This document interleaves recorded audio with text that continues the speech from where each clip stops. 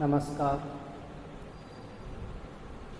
गायत्री स्नातकोत्तर कॉलेज सांचौर की online class में आपका स्वागत है। प्रिय विद्यार्थियों, आज हम कक्षा BA सेकेंड ईयर विषय इतिहास में विजयनगर साम्राज्य के सामाजिक, धार्मिक और आर्थिक जीवन का अध्ययन है वो करेंगे। तो देखिए, विजयनगर साम्राज्य सल्तनत काल में एक ऐसा साम्राज्य स्थापित हुआ था जिसने हिंदू धर्म के पुनरुत्थान का कार्य किया था। हरिहर और बुक्का नामक दो भाइयों जो संगम वंश के थे, उनके द्वारा स्थापित साम्राज्य विजयनगर एक लंबे समय तक भव्य व श्रेष्ठ साम्राज्य के रूप में जाना जाता रहा था। यहाँ पर संगम राजवंश के बाद सलूब राजवंश, उसके बाद तुलुव राजवंश और तुलुव राजवंश के महाप्रतापी शासक कृष्णदेवराय के काल में विजयनगर साम्राज्य का चहुमुखी विकास हुआ। साम्राज्य में वृद्धि हुई, साम्राज्य के वैभव में वृद्धि हुई। हिंदू धर्म के कई ऐतिहासिक स्थलों, मंदिरों का निर्माण हुआ और इस तरह 1565 में राक्षस तांगड़ी के युद्ध तक यह साम्राज्य अपनी वैभवता के रूप में जाना पहचाना जाता था और इनके पास सुव्यवस्थित शासन प्रणाली थी। इन्होंने प्रांतीय शासन व्यवस्था, स्थानीय शासन व्यवस्था के तहत सबसे छोटी कई गांव और उसे विभिन्न इकाइयों में विभाजित करते हुए शासन स्थापित किया था। इसलिए यह साम्राज्य अपने आप में एक मजबूत श्रेष्ठ साम्राज्य रहा था। आज हम पढ़ते हैं सामाजिक जीवन के बारे में। तो देखिए, विजयनगर साम्राज्य के बारे में अधिकतर जानकारी हमें विदेशी यात्रियों के वृत्तांतों से प्राप्त होती है और इन वृत्तांतों से हमें विजयनगर साम्राज्य के सामाजिक जीवन का स्पष्ट चित्र मिलता है। उस समय का समाज सुसंगठित था।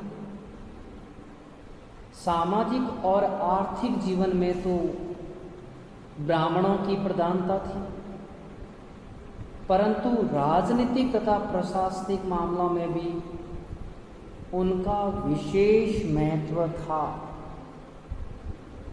उन्हें कुछ विशेषाधिकार भी प्राप्त थे। राजा अथवा राज्य का कोई भी न्यायालय उन्हें मृत्युदंड नहीं दे सकता था। स्पष्ट है कि विजयनगर साम्राज्य में ब्राह्मणों की प्रधानता थी, ब्राह्मणों का सम्मान था। यह साम्राज्य ब्राह्मण साम्राज्य के रूप में अत्यधिक फला फूला था। इसकी श्रेष्ठता भी थी और ब्राह्मणों को मृत्युदंड देना निषिद्ध था। कोई न्यायालय ब्राह्मणों को मृत्युदंड विजयनगर में नहीं दे सकता था। राजा अथवा राज्य का कोई भी न्यायालय उन्हें मृत्यु दंड नहीं दे सकता था। उत्तर भारत की तरह विजयनगर में जातीय जटिलता नहीं थी, यानी उत्तर भारत की तरह विजयनगर साम्राज्य में कोई जातीय जटिलता नहीं थी और छुआछूत की बीमारी भी नहीं थी। ब्राह्मणों के अलावा अन्य सब जातियां खान पान के बारे में किसी प्रकार का प्रतिबंध नहीं मानती थी, अर्थात ब्राह्मणों का खान पान है वो सात्विक होता था और अन्य जितनी भी जातियां थी वे अपने अपने तरीके से भोजन कर सकती थी, खान पान कर सकते। विजयनगर साम्राज्य के समाज में स्त्रियों की स्थिति काफ़ी अच्छी थी। वे साम्राज्य के राजनीतिक, सामाजिक तथा आर्थिक जीवन में भाग लेती थी। वे कई प्रकार के व्यवसाय भी करती थी।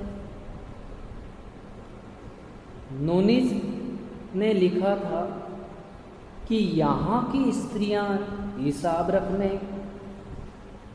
क्लर्क का काम करने, पहलवानी करने, अंगरक्षकों का कार्य, ज्योतिष व भविष्यवाणी करने का काम करती थी। अर्थात विजयनगर साम्राज्य में स्त्रियों को पुरुषों के समान अधिकार प्राप्त थे और वे किसी भी प्रकार का व्यवसाय और कार्य करने के लिए स्वतंत्र रहती थी। नूनिज लिखता है कि यहाँ की स्त्रियां हैं वो हिसाब रखने, क्लर्की का कार्य करने, पहलवानी का कार्य करने, अंगरक्षकों का कार्य करने और ज्योतिष तथा भविष्यवाणी करने का काम भी है वो करती थी। यहाँ की महिलाओं को कुश्ती, आक्रमण तथा बचाव के लिए विभिन्न अस्त्र शस्त्रों के संचालन की शिक्षा दी जाती थी। अर्थात यहाँ की जो महिलाएं होती थी उन्हें कुश्ती, आक्रमण और बचाव के लिए विभिन्न प्रकार के अस्त्र शस्त्र चलाने की शिक्षा दी जाती थी। संगीत कला तथा ललित कलाओं में तो पुरुषों से भी बढ़ चढ़ कर के कार्य करती थी, परंतु कुछ कुप्रथाएं, सती प्रथा, बाल विवाह, बहु विवाह आदि भी उस समय में प्रचलित थी और धनी लोगों में बड़े पैमाने पर दहेज लेने का रिवाज भी था। उस समय वेश्याओं का स्थान भी सम्मानजनक था। धनी लोगों में बड़े पैमाने पर दहेज लेने का रिवाज था। इसके अलावा महिलाएं सामाजिक व धार्मिक समारोहों में भाग ले सकती थी। तो स्पष्ट है कि महिलाएं कोई भी कार्य या व्यवसाय कर सकती थी। उन्हें संगीत कला में तो विशेष महारत थी, उसमें विशेष बढ़ चढ़कर भाग ले सकती थी, परंतु कुछ कुप्रथाएं जैसे सती प्रथा, बाल विवाह, बहु विवाह आदि भी प्रचलित थी। इसके अलावा उस समय पर बड़े पैमाने पर दहेज लेने का रिवाज भी था और उस समय समाज में वैश्यों का स्थान सम्मानजनक था और वे सामाजिक तथा धार्मिक समारोहों में भाग भी ले सकती थी। राजा तथा सामान्य जनता मांसाहारी थी। गाय और बैल के अलावा अन्य सभी प्रकार का मांस खाया जाता था। नगर में मांस बेचने का बाजार भी था। अंतरजातीय खानपान तथा वैवाहिक संबंधों के बारे में ठोस जानकारी अभी तक नहीं मिल पाई। इसी तरह हम मान सकते हैं कि सामाजिक जीवन में पुरुषों के साथ साथ स्त्रियों को भी समान अवसर व अधिकार प्राप्त थे, जो एक सुसंगठित समाज के दर्शन करवाता है। अब हम बात करते हैं धार्मिक जीवन के बारे में। तो देखिए, विजयनगर राज्य की स्थापना के साथ ही दक्षिण भारत में हिंदू धर्म का पुनरुत्थान शुरू हो गया था और शासकों ने इस कार्य में विशेष भूमिका अदा की थी। विजयनगर के अधिकांश शासक वैष्णव धर्म को मानने वाले थे, परंतु उन्हें भारतीय शासकों के परंपरागत आदर्श धार्मिक सहिष्णुता को स्वीकार किया और सभी धर्मों के प्रति सम्मान प्रदर्शित है वो किया था। उन्होंने गैर हिंदू जनता पर किसी प्रकार का अत्याचार नहीं किया और हिंदू शासकों ने न केवल हिंदू मंदिरों का निर्माण करवाया, अपितु अपने राज्य में मस्जिदों एवं गिरजाघरों के निर्माण को स्वीकृति दी और उनके लिए आर्थिक अनुदान भी दिया था। पशु यज्ञों का सामान्य रिवाज था। नवरात्रि उत्सव पर बकरों और भैंसों की बलि भी चढ़ाने का रिवाज प्रचलित था। तो देखिए, विजयनगर साम्राज्य दक्षिण भारत में हिंदू धर्म के पुनरुत्थान का काल माना जाता है। यहाँ के शासकों ने वैष्णव धर्म के प्रति, शैव धर्म के प्रति विशेष आस्था प्रकट की थी। उन्होंने कई मंदिरों का निर्माण करवाया था, जिनमें पंपा देवी, माँ पार्वती का मंदिर, विरूपाक्ष भगवान शिव का मंदिर और विजयनगर साम्राज्य के शासक जब भी कोई राजकीय आदेश या कोई भी कार्य करते थे तो वे सबसे ऊपर जय विरूपाक्ष अंकित करते थे।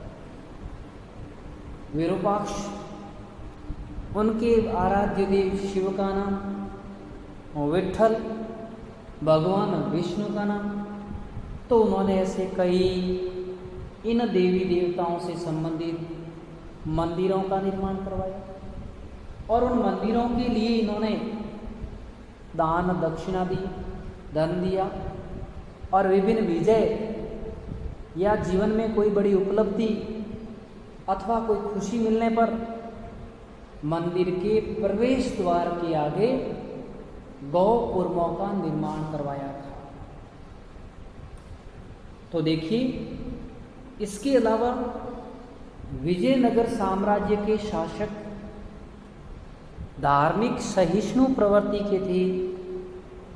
उन्होंने सभी धर्मों के साथ समानता का व्यवहार किया, किसी धर्म को छोटा अथवा बड़ा नहीं माना, सभी धर्मों के साथ समान व्यवहार किया था, जो सहिष्णु व्यवहार को दर्शाता है।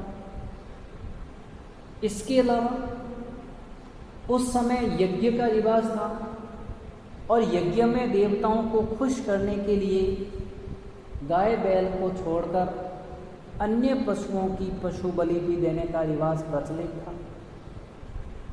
इसके अलावा नवरात्रि उत्सव, व अन्य देवी देवताओं के जीवन से जुड़े हुए दिन को विजयनगर में बड़े धूमधाम के साथ उत्सव के रूप में मनाए जाते थे,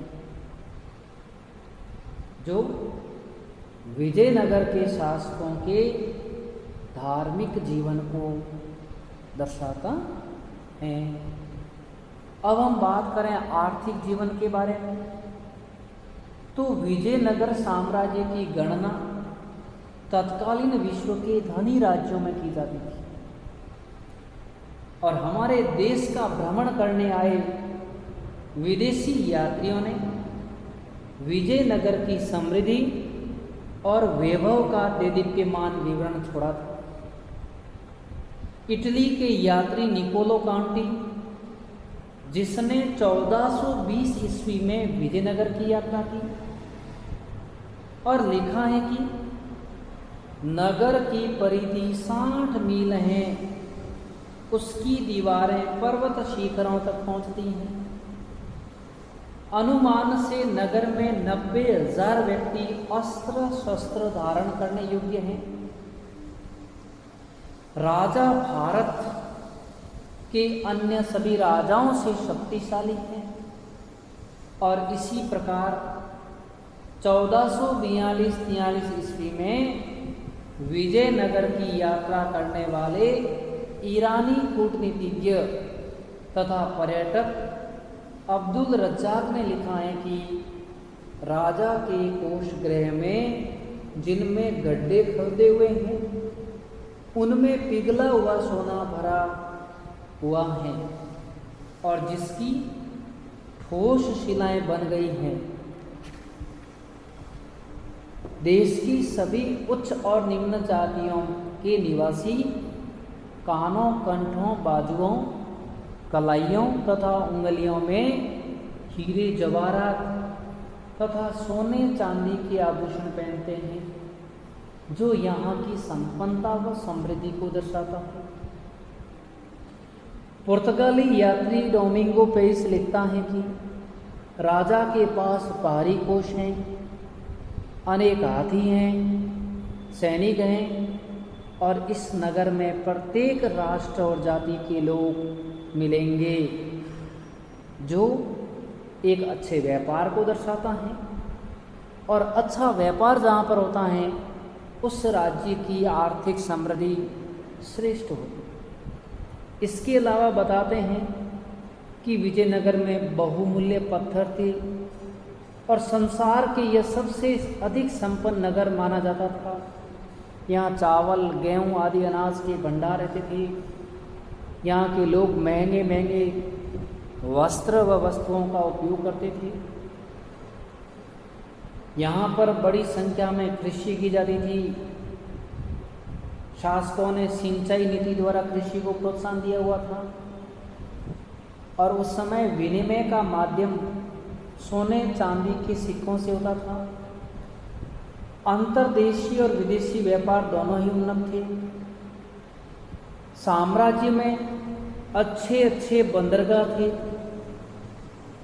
पुर्तगाल, अफ्रीका, ईरान, अरब, बर्मा जैसे देशों के साथ व्यापार होता था और इस कारण से साम्राज्य एक श्रेष्ठ साम्राज्य माना जाता था। यहाँ पर संस्कृत, तमिल, तेलुगु, कन्नड़ आदि भाषाओं के विद्वान रहते थे। उनका विशेष सम्मान था। यहाँ तक कि विजयनगर के शासक कृष्णदेवराय भी एक उच्च कोटि के विद्वान थे, विद्वानों के संरक्षणदाता थे। और ऐसी स्थिति में यहाँ कई तरह के मंदिर, महल आदि बने जो विजयनगर की भव्यता को दर्शाते हैं। आज भी विजयनगर साम्राज्य खंडहर के रूप में स्थित है, जिसे हम्पी भी कहा जाता है। और आज भी अवशेष के रूप में पुरातत्वविदों ने जब उसे देखा तो उसके आधार पर उन्होंने माना कि निश्चिंत ये राज्य एक आर्थिक तौर से श्रेष्ठ होगा, क्योंकि उसके अभी भी अवशेषों के आधार पर विद्वान ये जानने में है वो सफल है। धन्यवाद।